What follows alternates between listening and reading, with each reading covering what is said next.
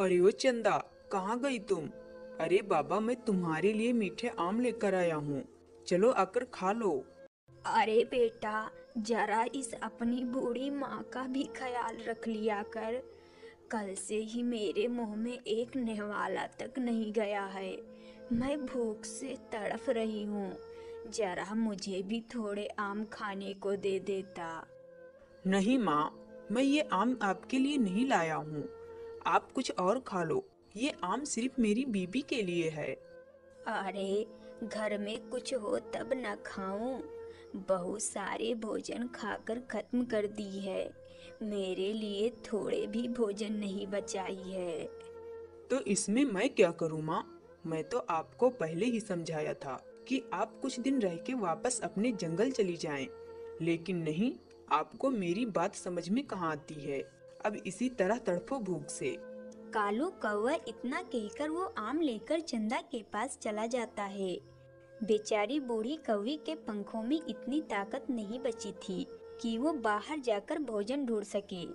हे भगवान, आजकल के बच्चों का कोई सहारा नहीं है। जिसने उन्हें पाल पोस कर काबिल बनाया, वो बुढ़ापे में उन्हें कोई घर का नौकर समझने लगते हैं।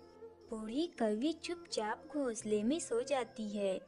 धीरे धीरे रात हो गई और जंगल में काले बादल मंडरा रहे थे और थोड़ी ही देर बाद घनघोर की बारिश होने लगी। चंदा कौवी को छोटे से घोंसले में उबाऊ लगने लगा। देखो कालू, इस तेज की बारिश में इतने छोटे से घोंसले में तीन तीन लोगों का रहना ठीक नहीं है। हमारा घोंसला बहुत कमजोर है, ये कभी भी गिर सकता है। हमें माँ जी को वापस उनके जंगल भेज देना चाहिए। हाँ, बात तो तुम ठीक कह रही हो। वैसे माँ को भी यहाँ अच्छा नहीं लगता। उन्हें वापस भेजना ही ठीक रहेगा। अरे बेटा, तुम लोग ये क्या कह रहे हो?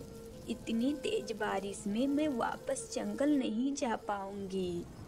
हाँ, तो आप क्या चाहती हैं कि आपकी वजह से हमारा घोंसला तबाह हो जाए और हम दोनों इस घोंसले में दबकर मर जाएं?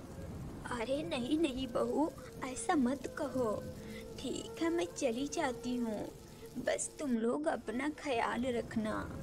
बूढ़ी कौवी ऐसा कहते हुए तेज बारिश में घर से निकल जाती है। कालू और चंदा अब बहुत खुश होते हैं। चलो, आखिर माँ यहाँ से चली ही गई। अब हम आराम से बारिश का मजा ले सकते हैं। हाँ कालू, माँ जी थोड़ी ही देर बाद अपने जंगल पहुँच ही जाएंगे। अब तो सारे टेंशन खत्म हो गए, न तो घोंसला गिरने का और न ही माँ जी का। मैं इतने ही दिनों में उनसे तंग आ चुकी थी। वो हर रोज बस बहू बहू कहकर मेरा कान पका दी थी, पर अब मैं आराम से रह सकती हूँ। दोनों घोंसले में बैठकर बारिश का मजा लेने लगे, लेकिन उनकी ये खुशी ज्यादा समय तक नहीं टिक पाई। बारिश इतनी तेज थी कि उनका कमजोर घोंसला एक झटके में नीचे गिर गया और दोनों के दोनों ही घोंसले के नीचे दबकर मर जाती हैं। उधर नैना चिड़िया बूढ़ी कौवी को अपने घोंसले में बुला ली थी और अब वो दोनों आराम से बारिश का नज़ारा देख रही थी। दोस्तों, हमें अपने माँ बाप से हमेशा प्यार करना चाहिए और बुढ़ापे में उनका सहारा बनकर रहना चाहिए। एक बार जंगल में बहुत तेज की आंधी तूफान और साथ में जोर की बारिश हो रही थी। उसी बारिश में एक भूखी सीमा चील अपने शिकार की तलाश में निकली थी। वह जा ही रही होती है कि तभी उसे एक चिड़िया की बच्ची जमीन पर गिरी दिखाई पड़ी। उसके सर पर गहरे चोट लगी थी। सीमा चील उस चिड़िया के बच्चे के पास जाती है। अरे, ये तो किसी चिड़िया की बच्ची लग रही है, लेकिन मुझे इससे क्या, आज तो बिना ढूंढे ही भोजन मिल गया।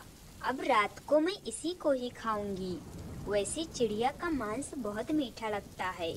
सीमा चील ऐसा कहते हुए उस छोटी सी बच्ची को लेकर चली जाती है और सीधी जाकर अपने घोंसले में रुकती है। अभी वो चिड़िया की बच्ची को खाने ही वाली थी कि तभी उसकी दोस्त मोनी बिल्ली कुछ अंडे लेकर वहाँ आती है। म्याऊं, म्याऊं, सहेली तुम आ गई। देखो मैं तुम्हारे लिए क्या लेकर आई हूँ। मैं सोच रही थी कि आज बारिश तूफान में कहीं तुम भूखी ना रह जाओ, इसीलिए ये अंडे मिलते ही सीधे मैं तुम्हारे पास चली आई हूँ। सीमा चील को अंडा बहुत पसंद था। वह चिड़िया की बच्ची को एक तरफ करके सारे के सारे अंडे खा जाती है।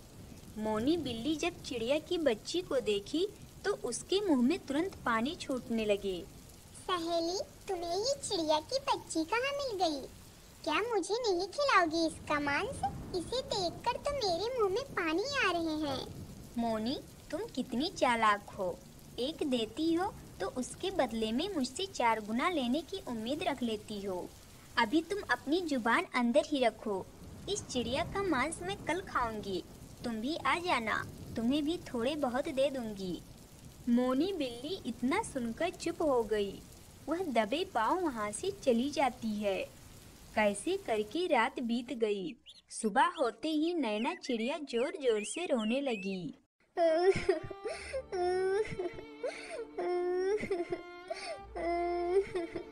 उसके रोने की आवाज सुनकर रूपा चिड़िया और चंदा कौवी वहां आती हैं। नैना, क्या हुआ? तुम क्यों रो रही हो? आखिर बात क्या हो गई? चंदा बहन, मेरी बेटी रात को तूफान में कहीं खो गई है। मैंने पूरी रात कहां कहां नहीं उसे ढूंढा, लेकिन वो मुझे अभी तक कहीं नजर नहीं आई। बहन, मुझे लगता है कि उसे किसी चील ने खा लिया है। जब बारिश तूफान आती है तो इस समय ढेर सारे चील शिकार खोजने निकलते हैं। नैना बहन, तुम ऊपर वाले पर भरोसा रखो। अगर तुम्हारी बच्ची जिंदा होगी तो वो एक न एक दिन जरूर तुम्हें ढूंढते ढूंढते उसे हौसला देकर दोनों वहां से चली जाती हैं। नैना अपने घोंसले में बैठी रो रही थी। वह बहुत उदास थी क्योंकि अभी कुछ ही दिन बीते थे उसके पति को मरे हुए और अब उसकी बेटी भी उसे छोड़कर चली गई थी। नैना सब सोच सोच कर बहुत रो रही थी और ऊपर वाले पर भरोसा रखकर अपनी बच्ची का इंतजार करती है। उधर सीमा चील सुबह को उस चिड़िया की बच्ची को फिर से खाने को सोच रही थी, लेकिन तभी वह बच्ची थोड़ा सा हिलती है और कुछ ही देर बाद वह उठकर बैठ जाती है। चील उस बच्ची को एकटक देखती है, लेकिन तभी वह बच्ची सीमा चील को अपनी मम्मा मम्मा कहकर बुलाने लगी। मम्मा, मम्मा, मम्मा, मुझे बहुत तेज की भूख लगी है। कुछ खाने के लिए दो ना मम्मा। सीमा चील उस बच्ची के मुंह से मम्मा सुनकर बहुत सोच में पड़ जाती है, लेकिन तभी वह बच्ची फिर से बोली, आप वहाँ क्यों बैठी हो मम्मा? मेरे पास आओ ना मम्मा। सीमा चील उस बच्ची की बात सुनकर अपने बेटी को याद करने लगती है, जो कुछ दिन पहले ही उसका पति और उसकी बेटी तूफान में एक पेड़ के नीचे दबकर मर गए थे। उस बच्ची की बात सुनकर सीमा चील के अंदर माँ की ममता जाग उठती है। वह उसे अपने गले से लगा लेती है। हाँ मेरी बच्ची, मैं तुम्हारे लिए दाना लेकर आती हूँ। तुम्हें भूख लगी है ना? वह तुरंत दाने ढूंढने चली जाती है। थोड़ी देर बाद उसके जाते ही मोनी बिल्ली वहां आती है। म्याऊ, म्याऊ। लगता है मेरी सहेली अभी इसे नहीं मारी है।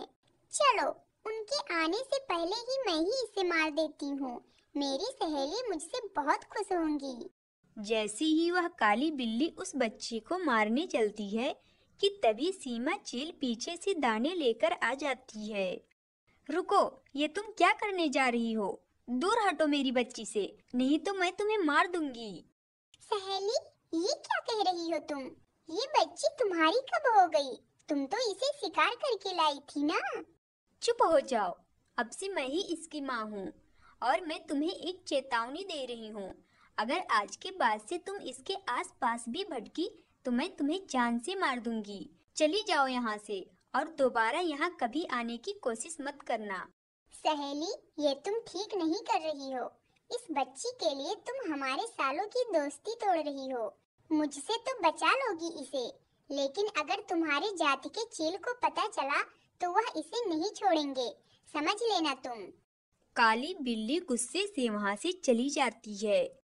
सीमा चील उस बच्ची को अपने गले से लगा लेती है और दाने खिलाकर उसे सुला दी। ऐसे ही कुछ दिन बीत गए, लेकिन वह चील उस बच्ची को घोंसले से कहीं जाने नहीं देती थी। एक दिन लाडो घोंसले से बाहर जाने के लिए अपनी चील मम्मा से जिद करने लगी। मम्मा, आप मुझे हमेशा घोंसले में क्यों रखती हैं? मुझे भी अपने साथ लेकर जाया करें। आज मैं आपकी कोई बात नहीं सुनूंगी, मैं आपके साथ चलूंगी। हाँ। लाडो एक रट लगाकर बैठ जाती है। अब चील मम्मा को कुछ समझ में नहीं आ रहा था। इसे मैं कैसे बताऊं कि बाहर इसकी जान को खतरा है। अगर चील जाति के किसी भी पक्षी इसे देख लिया तो मेरी बच्ची को मार देंगे। लेकिन लाडो जिद लगाकर बैठ गई है, अब मैं इसे मना भी नहीं कर सकती। चील लाडो की बात मान जाती है। अगले दिन उसे जंगल घुमाने ले गई, लेकिन तभी दूर से रानी चिड़िया लाडो को देख लेती है। वह तुरंत उड़ती उड़ती नैना के पास गई। नैना, नैना, मुझे तुम्हें एक खुशखबरी देनी है। तुम्हारी बेटी जिंदा है। मैंने अभी सीमा चील के साथ उसे झरने की ओर जाते हुए देखा है। क्या तुम सच कह रही हो रानी बहन? चलो तुम मुझे अभी मेरी बेटी के पास ले चलो, कहीं वो चील मेरी बच्ची को मार ना दे।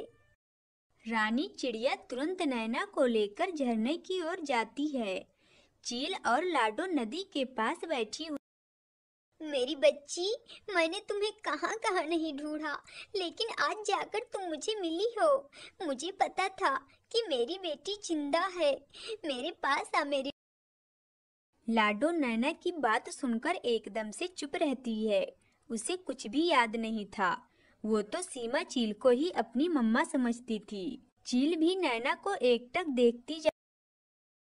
मम्मा, मम्मा, ये लोग कौन हैं? इन्हें कहो कि मुझे तंग मत करें। एक तो मैं आज पहली बार घूमने निकली हूँ, ऊपर से ये लोग मुझे तंग करने आ गए। लाडो बेटी, चलो हम वापस घर चलते हैं। और हाँ, सुनो तुम दोनों, अगर मेरी बच्ची को तंग करने के लिए हमारे पीछे आई तो मैं तुम दोनों को। सीमा चील उस बच्ची को लेकर वापस घर चली जाती है। नैना फिर से उदास हो गई। उसे कुछ भी समझ में नहीं आ रहा था कि आखिर उसकी बेटी अपनी असल मम्मा को कैसे भूल सकती है। धीरे धीरे रात हो जाती है। सीमा चील लाडो की असल मम्मा को देखकर बहुत घबरा गई थी। उसे पूरी रात नींद नहीं आई। ऐसे ही कुछ दिन बीत गए और एक दिन अचानक सीमा चील की बहुत ज्यादा तबीयत खराब हो गई। वह अपनी बच्ची को सोचकर बहुत चिंतित में थी। अगर मुझे कुछ हो गया तो मेरे चील जाति के पक्षी मेरे बेटी को खा लेंगे। मैं ऐसा क्या करूं कि मेरी बेटी को कुछ न हो, वह एक सुरक्षित जगह पर रहे। वह चील ऐसा सोच ही रही थी कि तभी उसके दिमाग में एक ख्याल आया कि क्यों न लाडो को उसकी असल मम्मा के पास छोड़ आए। वहाँ लाडो सुरक्षित रहेगी। ऐसा सोचते हुए सीमा चील लाडो से कुछ बोलती है। लाडो बेटी, मैं तुम्हें कुछ बताना चाहती हूँ। उस दिन जो चिड़िया हमें मिली थी, वो पीली वाली चिड़िया तुम्हारी असल मम्मा थी। मैं तो तुम्हें तेज तूफान में जमीन पर घायल पड़ी पाई थी। बेटी, अब तुम अपनी मम्मा के पास जाओ। मम्मा, मैं कुछ नहीं जानती। मेरी असल मम्मा आप ही हो, और आप ये सब मुझसे क्यों कह रही हैं? नहीं मेरी बच्ची, मेरी तबीयत ठीक नहीं है। मैं और ज्यादा समय तक नहीं जीवित रह पाऊंगी। तुम अपने असल मम्मा के पास चली जाओ। यहाँ तुम्हारे जान को खतरा है बेटी। नहीं मम्मा, मुझे नहीं जाना है किसी के पास। अगर आपको कुछ हो गया तो मेरा जीने का कोई मतलब नहीं रहेगा। आप जहाँ जाएंगी मैं भी आपके साथ आऊंगी। बेटी, तुम्हें मेरी कसम, अगर तुम मेरी बात नहीं मानी तो मुझे अभी ही कुछ हो जाएगा। चलो मैं तुम्हारी असल मम्मा के पास ले चलती हूँ। लाडो चील मम्मा की बात को टाल नहीं पाई। वह चुपचाप उसके साथ चली जाती है। थोड़ी देर बाद वो दोनों नैना चिड़िया के पास पहुंच गईं। बहन, तुम डरो मत, मैं तुम्हें मारने नहीं आई हूँ, मैं तो तुम्हारी बच्ची को वापस लौटाने आई हूँ। सीमा चील सारी बात नैना को बताती है। नैना सब बात सुनकर सोच में पड़ गई कि एक चील के दिल में चिड़िया की बच्ची के लिए इतना ममता कैसे जाग उठी थी। लेकिन इन सब बात पर वह ध्यान नहीं देती है। वह अपनी बेटी को पाकर बहुत खुश होती है। चील रोती हुई वापस लौट गई। हे ऊपर वाले, आपका बहुत बहुत धन्यवाद जो मेरी बच्ची को मुझे वापस दे दिए। जरूर मैंने कुछ अच्छा ही काम किया होगा। ऐसे ही धीरे धीरे रात हो जाती है। लाडो को नींद नहीं आ रही थी। वह उठकर बैठ गई और अपनी चील मम्मा के लिए रोने लग जाती है। मम्मा, मम्मा, मुझे मेरी चील मम्मा के पास ले चलो ना। उनका तबीयत बहुत खराब है। मुझे उनकी बहुत याद आ रही है मम्मा। मुझे ले चलो ना मम्मा वहाँ। नैना को अपनी बेटी का तकलीफ देखा नहीं गया। वह तुरंत लाडो को लेकर चील के पास गई। चील घोंसले में लेटी दर्द से तड़प रही थी और लाडो को याद करके रो रही थी। लाडो, लाडो मेरी बच्ची, लाडो तुम कहाँ हो मेरी बच्ची? मम्मा, आप ठीक तो हैं ना? क्या हुआ मम्मा आपको? मम्मा, इसीलिए मैं कहती थी कि मैं आपको छोड़कर नहीं जाऊंगी। मम्मा, आप मुझे क्यों भेज दी हो वहाँ? चिड़िया, तुम इसे यहाँ क्यों लाई हो? यहाँ तुम्हारे जान का बहुत खतरा है। मेरी तबीयत बहुत खराब है। मैं अब ज्यादा देर तक नहीं जी पाऊंगी। तुम इसे लेकर चली जाओ, नहीं तो मेरे मरने के बाद चील जाति के सभी लोग यहाँ आ जाएंगे। मम्मा, मम्मा कुछ नहीं होगा आपको। चलें, आप भी हमारे साथ रहें। नहीं, नहीं मेरी बच्ची, मैंने तुम्हें देख लिया, यही मेरे लिए बहुत है। अब मैं आराम से अपना दम तोड़ सकती हूँ। मेरी बच्ची, चली जा यहाँ से तू। बहन, तुम मेरी बच्ची को लेकर जाओ यहाँ से, जाओ जल्दी। सीमा चील इतना कहकर अपना दम तोड़ देती है। नैना लाडो को लेकर वहाँ से चली गई।